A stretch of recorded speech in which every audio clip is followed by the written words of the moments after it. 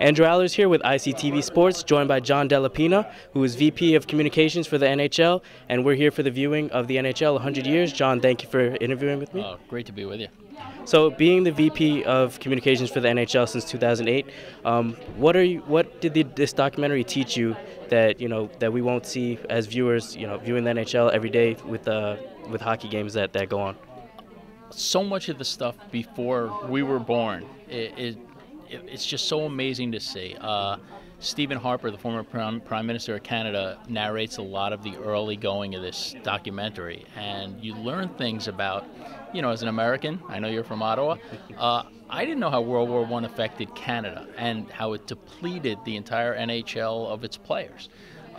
Teams were disbanding because they didn't have any players. I knew about the Spanish flu in 1919 canceling the Stanley Cup final, but I didn't know that the Spanish flu attacked the healthiest people, so that's why the athletes all got it.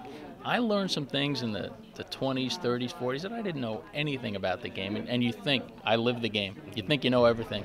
This documentary teaches you a lot you don't know. Could you tell us anything specifically different from the previous eras, with Gretzky, with Lemieux, compared to now, Connor McDavid, Steven Stamkos, Nikita Kucherov, anything different now than before? Yeah, look, every era is different. I think what even the old players will reluctantly admit is that every era is better as we go farther in the future.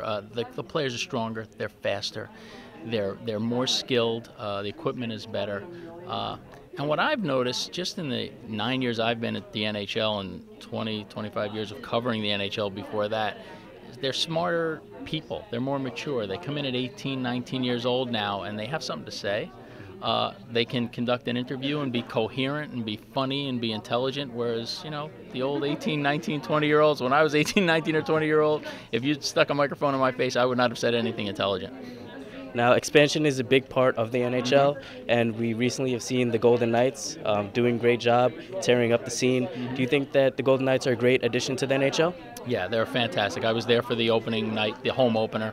Very emotional night, obviously, with the shooting, a week before.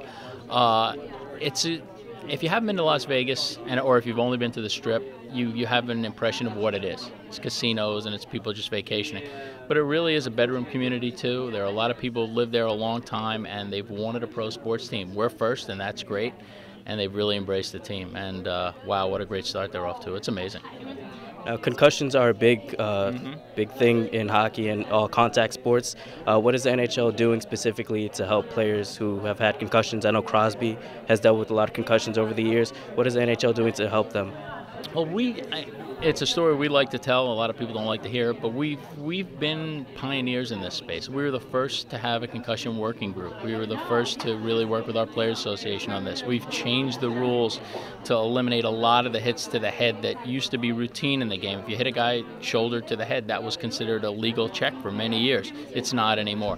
We instituted a Department of Player Safety, which is the first that any sports league had. And so I think the game is very different than when I was growing up. A lot of hits that were legal are not legal anymore. And then there's the treatment and the protocol, the concussion protocol.